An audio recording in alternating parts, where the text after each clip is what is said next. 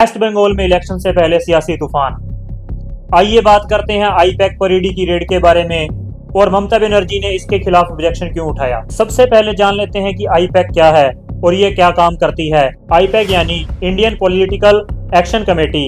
यह एक political consulting firm है जो इलेक्शन के दौरान स्ट्रेटेजीज बनाने और कैंपेन्स को मैनेज करने का काम करती है। ये अलग अलग स्टेट्स में अलग अलग पार्टीज के लिए काम कर चुकी है और वेस्ट बंगाल में ममता बनर्जी और टीएमसी के लिए भी इलेक्शन से जुड़े सारे काम यही संभालती है। प्रशांत किशोर आईपैक के फाउंडर थे। उन्होंने प्रतीक जैन, विनेश चंडेल और ऋषिराज सिंह के साथ मिलकर इसको बनाया था।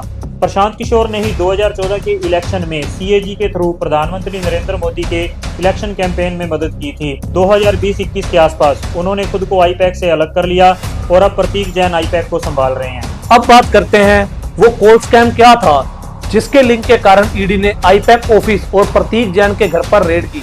ईसीएल में करोड़ों रुपए की इलीगल कोल माइनिंग और उसकी तस्करी के लिए सीबीआई ने 2020 में एफआईआर दर्ज की। 2021 में सीबीआई के केस के आधार पर ईडी ने prevention of money laundering act के अंदर उस कॉल स्कैम के पैसों को ट्रेस करने के लिए कार्रवाई शुरू की। इस इन्वेस्टिगेशन के दौरान एक हवाला ऑपरेटर द्वारा आईपैक को करोड़ों रुपए ट्रांसफर करने का लिंक मिला, जिसके लिए ईडी ने इसके डायरेक्टर प्रतीक जैन के घर और ऑफिस में रेड की। जब रेड चल रही थी तब ममता बनर्जी बंगाल पुलिस के साथ प्रतीक जैन के घर और आईपैक के ऑफिस में पहुंची और ईडी के मना करने के बावजूद कुछ जरूरी डॉक्यूमेंट अपने साथ लेकर चलेगी और ईडी की कार्रवाई में बाधा डाली। इसके बाद ममता बनर्जी ने बयान दिया कि ईडी की रेड राजनीतिक बदले की भावना और चुनाव से पहले दबाव बनाने के लिए की गई है। ईडी का उद्देश्य है जांच नहीं बल्कि पार्टी के आंतरिक दस्तावेज